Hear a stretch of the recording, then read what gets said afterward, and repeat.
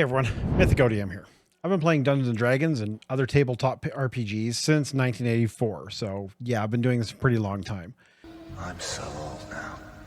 I ran a game store for over a decade and just completed running a LARP for 11 years, so yeah, I am an old dungeon master.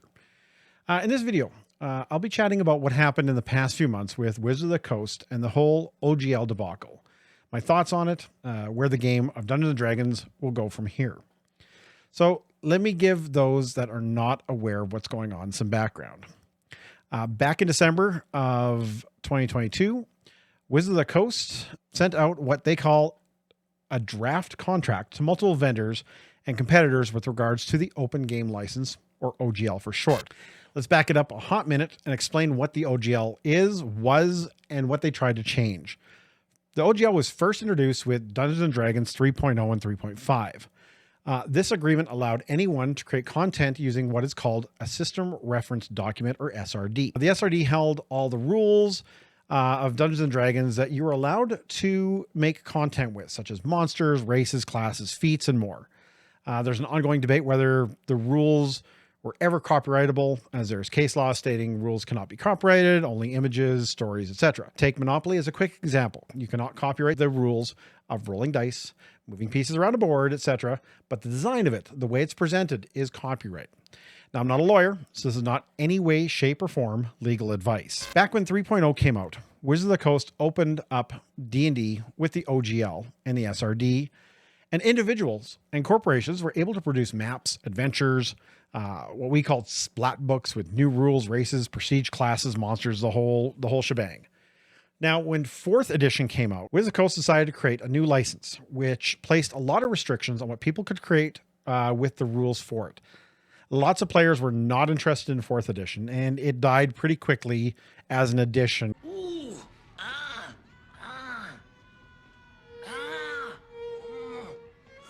When Wizards of the Coast released 5th edition in 2014, to a lot of fanfare and excitement from the players, they released the OGL 1.0A, which updated the SRD to 5th edition, and the monster that was D&D would be unleashed upon the world. This renaissance was spurred on by YouTube videos, Twitch, and more. Social media helped blow up D&D to levels it had never seen before. Things like Critical Role, Game of Thrones, and more heralded a new interest in the game. It became less of a stigma to be a nerd or a geek, and kind of became a cool thing for everyone to try. Companies such as Paizo, Cobalt Press, Goodman Games, and so many more supplied an ongoing surplus of quality adventures and splat books that really helped propel D&D even higher up. Smaller one-person authors flooded Drive-Thru RPG and the DM's Guild with so much content, eking out a living by slim margins, but it was great. When the COVID pandemic hit, D&D and other RPGs really burst onto the internet with virtual tabletops, VTTs, such as Roll20, Fantasy Grounds, and later on Foundry, spawning things like Alchemy and so many others. This allowed people to connect and play not only D&D, but other RPGs online across the world. Again, it was a huge increase to the revenue at Wizards of the Coast and their parent company, Hasbro. Yes, the makers of G.I. Joe, Transformers, and other properties from my childhood.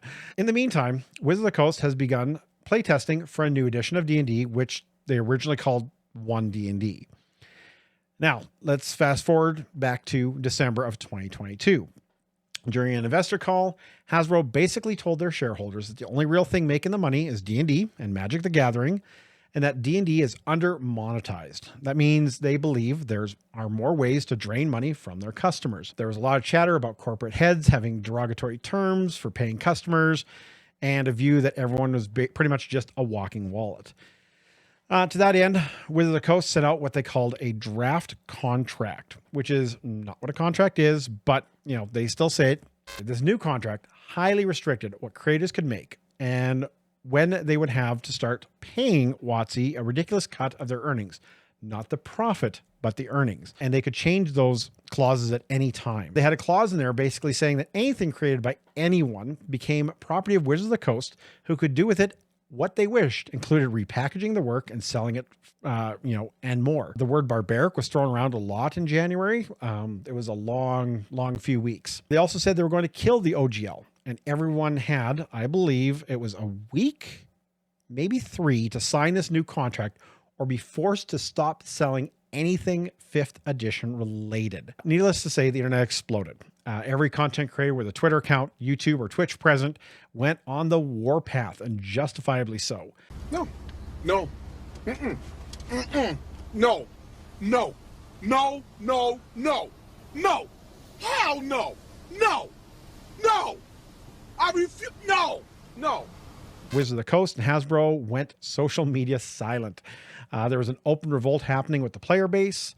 The amount of videos, TikToks, Twitter messages, and more was just absolutely insane. Content creators that had championed a push for D&D as a hobby were now calling out WotC and the insanity of the contract. Calls for players to cancel their subscriptions to D&D Beyond, WotC's biggest cash cow, took a hold, and thousands of players and DMs answered that call. That kind of woke Hasbro up. So nearly a month later, Wizards of the Coast sent out a very patronizing message to the players that they had heard our concerns and would put out a new OGL for people to look at and respond to. You can see a ton of videos about this ranging back into January and February. The debate was raging if Wizards of the Coast could even remove the OGL 1.0, and several companies led by Paizo vowed to fight it in court.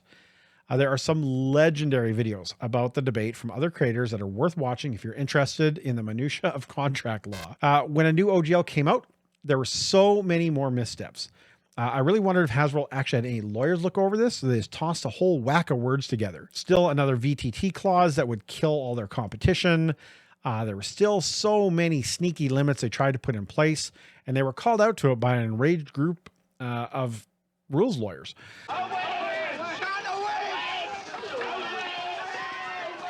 Who would have thought that a game based on so many rules, having years of people dissecting them, would spawn a rabid fan base that would take apart any set of rules that Hasbro could come up with? Looking back at it, that was kind of humorous. Now, WotC had plans to let feedback run for nearly a month, but after they received about, I think it was 15,000 responses, with 80% of them being highly negative, they just dropped the new OGL again. It was a bit after that Wizards of the Coast released the SRD5 into Creative Commons, which is normally used for software content and other stuff. And they stated the OGL 1.8 would become irrevocable, which is the crux of their argument for removing it. Again, lots of debate over it and lots of arguments over it that I'm not a lawyer. So if you want to see more videos about that, please go right ahead. Now, when it's reviewed, the SRD5 is still missing some things that are in the rules, but at least it's a step in the right direction. But, and there's always a but, this leads us up to what is happening now. So Wizards of the Coast has moved away from D&D becoming a brand new edition in 2024, their 50th anniversary. One D&D is now being marketed as more of an update to 5th edition. In fact, they're calling the new rules 5th edition. But why? Yes, there will now be 2 sets of 5th edition player handbooks, monster manuals, DMGs. I don't know. Somehow these will be backwards compatible with books that are 10 years old. We'll see it when we see it. They released things in playtests that are not compatible, even contradictory from other things that are in the original books. So, we're going to have to wait and see. The biggest thing is the community has been broken. The trust that anyone had with Wizards of the Coast is gone. We don't know, for instance, if any of the new rules will be released in Creative Commons, what portions will be released in it, etc. They could completely disallow any VTT from using the new rules in favor of the VTT that they have spent hundreds of millions of dollars creating, and will only be D&D compatible. We know that they wish to monetize it heavily. So expect a monthly subscription, which honestly, I can understand. But to what extent they will have microtransactions of players, that's a big concern with many DMs and players alike. Will you need to pay for subclasses? I don't think so. What about spell effects? Probably. Skins for your character? Most definitely, and I have no problem with that. But there are so many questions that creators asked at a recent creator conference in April of 2023 that Wizards of the Coast could not answer. Wizards of the Coast had no information on specs required to run their VTT and more, which is mind-boggling that they couldn't even answer the question, what platform will this run on? Oh well. Again, it's just so many questions that are unanswered, and the distrust of Wizards of the Coast just continues. I'm hoping that by Gen Con of 2023, Wizards has more answers for us than what they gave to the content creators in April. They just keep shooting themselves in the foot. I'm not sure who's running the marketing and social media outreach there, but they need to really take some time off, reset, and come back with answers to all of those questions and more. The question is, where do we go from here? I, for one, have moved my mainstream to Pathfinder 2e. Many people have. They've moved on. I still play a 5th edition campaign and will continue to do so. But yes, I canceled my D&D subscription. I have no plans to purchase any more Wizards of the Coast products for a very long time. But that is me. You need to decide for yourself where your hard-earned cash will go. My suggestion is look at third-party content creators, people who have put stuff up in the Dungeon Masters Guild, people who have put stuff up in Drive-Thru RPG, other companies that are trying to expand on 5th edition, such as Kobold Press, Dungeon Crawl Classics from Goodman Games, that sort of stuff. You and your group will have to decide what you want to do if Wizards of the Coast continues to try to monetize Dungeons and Dragons. And if they decide to monetize their VTT or move to a digital model only, which I really don't see happening at all, but nowadays, who knows? One of the things is with Paizo and over 100 companies are forming something called the Open RPG Creative License, the ORC, that lets creators sign onto and will replace the OGL from Wizards. Again, it has been debated if the OGL is really needed to create content, and the same thing goes with the ORC. But there are more learned scholars and lawyers that can debate that with their own time and money. So in conclusion, this whole clusterfuck from Wizards of the Coast has done more harm to their reputation, and I don't know if it can ever be repaired. Only time will tell. So in the meantime, there are so many other RPGs that deserve a boost from players that are soured by this whole situation, and honestly, that is a good thing. Players are moving on, trying new games, trying new genres. They are realizing that D&D, while it is the 800-pound gorilla of the RPG ecosystem, it is not the only thing, nor is it the best RPG. That debate, is for another time. Though, players will continue to play and support D&D. I will continue to play and run campaigns in 5e as well. I just will not be giving any more of my hard-earned money to Wizards of the Coast. There is an easy way to show your displeasure with Wizards. Don't buy their stuff. Don't pay for D&D Beyond. Don't sign up for their VTT when it launches, etc. Support creators and content that you want.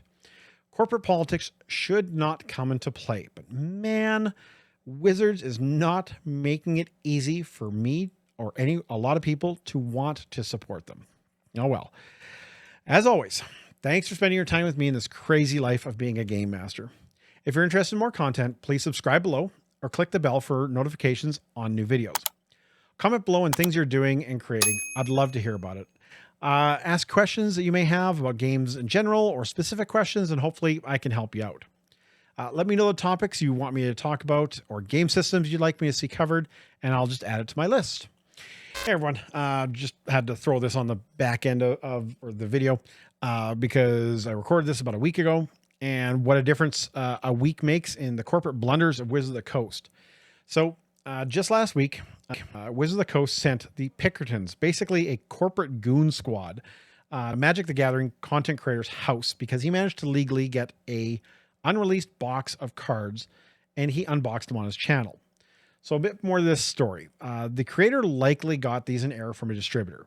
No game store gets Magic the Gathering sets 3 weeks before release. It just does not happen. I owned a shop for a decade and never, ever did I get a set of Magic 3 weeks out. Within the week, sure, 3 to 4 days before it releases, absolutely. But the boxes come with a giant sticker on them that says not to be opened at this time. It has a sealed tape on it saying that you cannot, stop if this seal has been broken, don't open it, et cetera, et cetera. So it's more than likely the creator knows someone from a distributor, and that distributor grabbed the box of a new set in error. The sets have nearly identical names. One is the March of the Machine, which has been released, and there's a new micro set called March of the Machine's Aftermath. Again, I've seen distributor sites and I know the system. It'd be very odd for a distributor to mix these up.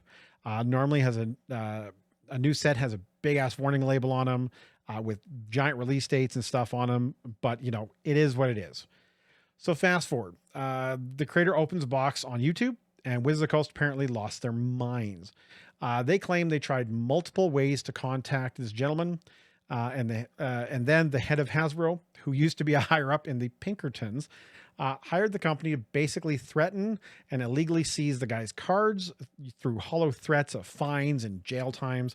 It's ridiculous. So for those of us in Canada who are not familiar with the Pinkertons, they are infamous in the US for being union busters, thugs, and apparently they're the main antagonists of a Red Dead Redemption video game. I've never played it, but that's what I've been told by others. There's so much back and forth with Wizards of the Coast of what they said and what the Pinkerton group has said and stuff. It's just a schmalzel right now. But, you know, we used to have a joke that Wizards of the Coast would never come to your house and take your gaming stuff. Now, apparently, that could really happen. It's no longer a joke. I'm really wondering what is going on at Hasbro. What in the world are they thinking? You know, blunder after blunder. Their poor PR team must be in a constant crisis mode and wondering what clusterfuck they're going to have to deal with on an ongoing weekly basis. There just really seems to be no end. There are lots of other videos from great creators talking about this latest mess. The Rules Lawyers, Roll for Combat, and so many more. DM's Lair, they've all had a talk about this. If you want to deep dive into the whole Pinkerton and what Wizards of the Coast mess has, just head over to their channels and check it out. Again, this just keeps adding to the absolute frustration that so many of us have with Wizards of the Coast and Hasbro and trying to keep supporting them in a game we love. Now, I own a lot of D&D products, but I just cannot keep giving this company money when they keep trying to screw over content creators, worry about them trying to monetize it, like as in there's going to be a subscription service for the VTT. Like I said before, you know, there'll be microtransactions, the VTT. You get that in video games and stuff anyway. I mean, that happens all the time. Like you want to buy a new set of Magic cards. It's $4 a pack. I mean, that's a microtransaction if you look at it that way. Just the absolute immoralness of what WotC is doing is just so difficult to get past. Now, I'm not saying that other companies are absolute saints. I highly doubt it as well, but at least they're not trying to do what Wizards of the Coast just seems to want to do, which is absolutely take over as much of the tabletop RPG game as possible while not doing it competitively, just trying to crush competition, which is never good. When you have a monopoly of anything, it's always bad. That's just the economics of it. That's just the way the world works. So again, I'll be putting more content out about not Dungeons and Dragons product, even though I will be covering some of it, but I definitely will not be purchasing anything anymore. And again, you know, it's up to everyone's individual tastes, whether they want to keep supporting this company or not, but maybe, you know, not doing it for quite a while might smarten them up. And then again, who knows? Corporate greed just might win out. Oh, well, back to my video. In the meantime, and in between time, that's it. Another Mythic episode. Thanks for watching, and may all your games be full of myth, mirth, and magic.